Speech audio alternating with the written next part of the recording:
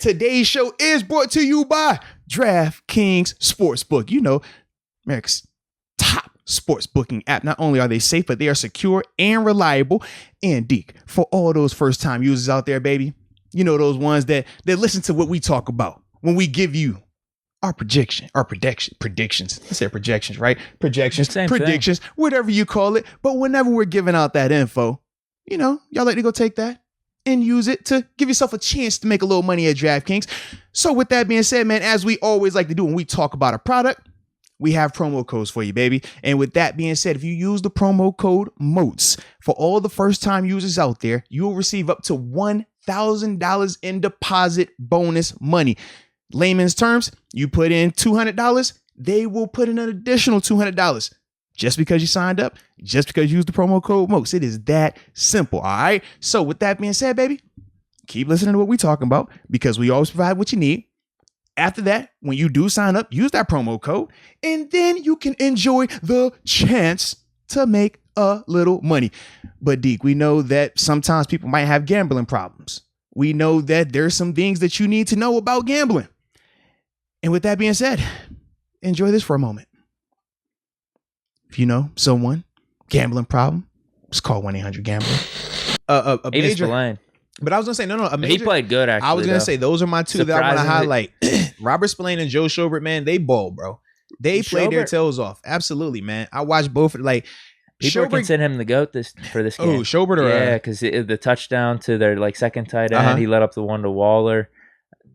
I can't remember if there's another one or two, but they were just in really bad moments. This is the thing, though, man. The two plays, it's like, bro, the touchdown that he gave up to not Waller, the other tight end. Monroe, bro, I don't know. Beautiful throwing catch. You look at where he's at position-wise, that's perfect position as a linebacker on that route right there. It's a 7 route. That's where the drill that you see for the guys, the quarterbacks, that's where you're just throwing the ball into that trash can in the corner.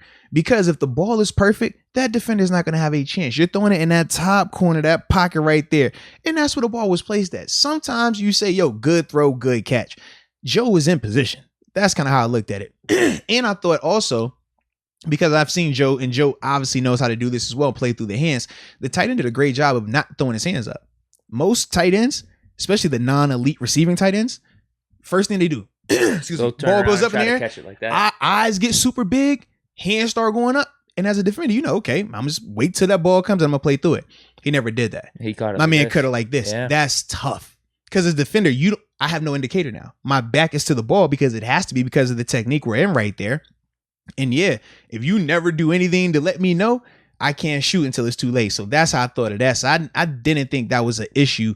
I just thought that was a good throwing catch right there, man. And then the one on Waller, I couldn't really expect too much from Schobert on that one-on-one against Waller. Exactly. It was just a sucky point in the game because it was 3 minutes left. We had to get that stop. We get the ball back. We could come back and win the game.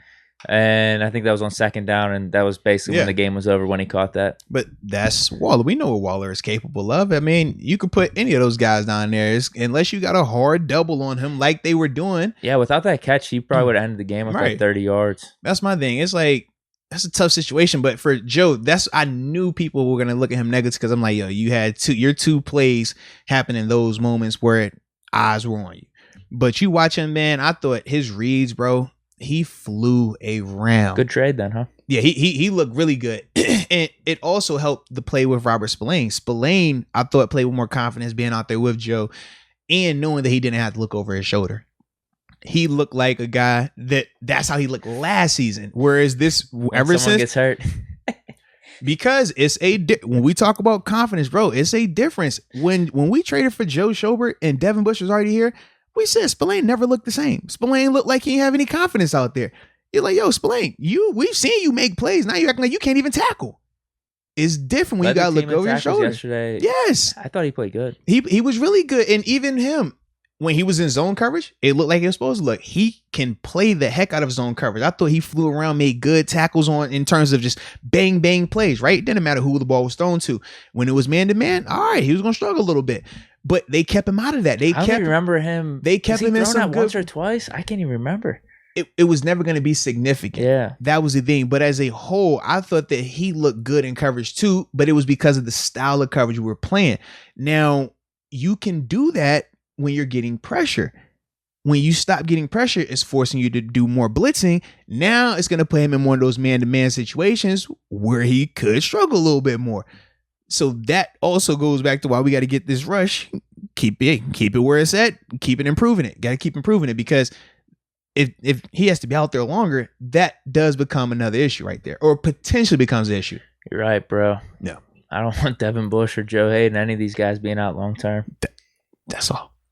I definitely thought Spillane played well. I thought he looked. Yeah, he was a surprise. That was the most confident I've seen him since the trade. Yeah, he was way more confident out there, man. I thought that he was good out there, man. Like, if he plays like that, with the calls being like that, he'll be fine. But that's how you minimize the negativity with a player like Spillane. When you have him man to man, that's not what you want with him.